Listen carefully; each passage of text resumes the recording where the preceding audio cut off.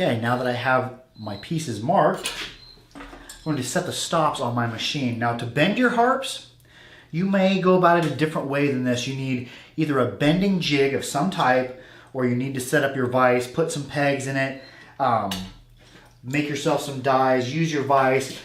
Find some way where you can effectively bend and re-bend and make the same consistent bends, or at least similar bends. Now this machine I've got here, this one was made in Minnesota. This is a Diacro 1A. It's a little pricey, but I knew that I wanted to build harps, so I went ahead and bought it. It cost about $3,400 US, the dies I got. And you can actually get a hold of the company in Minnesota that makes it and have different dies made, have dies machined out for bending on the diagonal. I do not have dies made for bending on the diagonal, but I'm getting good enough on it that I can just do it without. So I'm going to set this stop up, and I'm going to be bending the outside bends of my harp. And I know for this pattern I'm using here, it's about 10 degrees. So I'm going to clamp it in here, and I need to make sure that it's absolutely on the diagonal, because if something's off, I like to sight down and make sure that the top, because I'm bending a square on the diagonal, I want to make sure that it's absolutely perpendicular, because if not, you get a harp that's bent and it's twisted, and I want to make sure it's laying flat down on my table. I want my harp to be bent as straight as possible. Now, I always have to do a little bit of straightening. There's one of my outside bends there, but I want to keep that straightening time to a minimum. And there I am. I have a little angle finder here. There I am at 10 degrees. We're going to bend the other one to match it. Another similar outward bend. These are going to be the arms of my harp. And you see me down here, I'm just sighting down and making sure it's absolutely perpendicular, because I don't have the money to have specialty dies machined just for this. There we go, another 10 degrees there. Yep, just a little bit over, but I can correct that. So we have our two outside bends. Then I'm going to go ahead and bend the other one. Then we're going to bring these around together to make the harp. So if I get another two good bends here. Stock's a little bit rusty, but that's okay. I didn't want to clean the rust off, because sometimes I've noticed when I clean the rust off, it makes it harder to see the marks. Pencil just doesn't want to mark it quite as good. And just one bend all at once. There we go, exactly 10 degrees.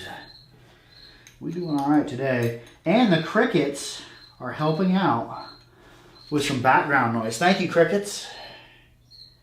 They love it out here.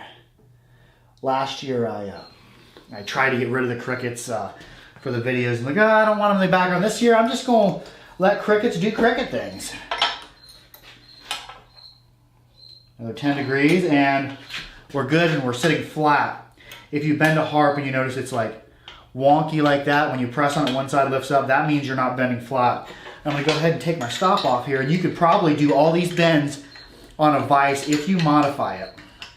Drill some pegs out for the sides of the vise, and use, I've seen in a Russian video, a dude used a socket from a socket set as his round die. You see here I have a round die in here, so you could probably do all this with a vise.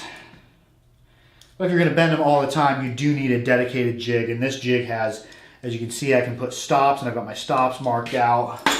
It's got a clamp. It works pretty nice, but if you're only going to build harps once or twice, it's probably not a good investment, because it is pricey.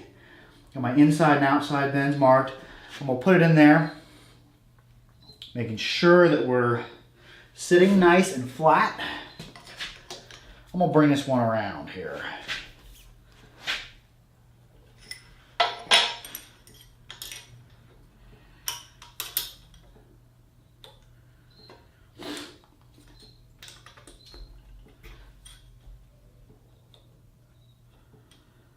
There we go.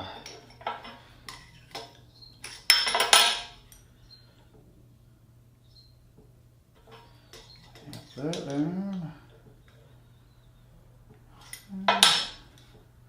Getting owned here.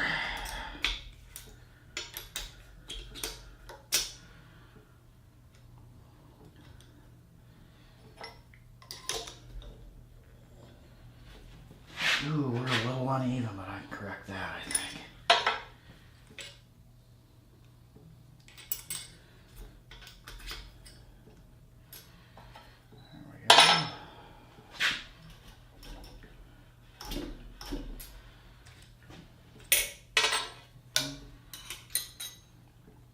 There we go, this is better marked here. Right ahead, dead center.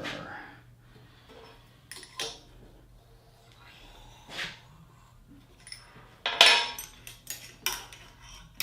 close to center as we can go here.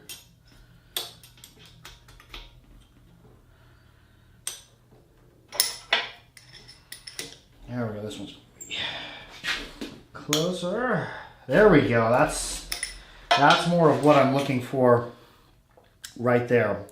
We're going to go ahead and stick these in the vise and finish them up.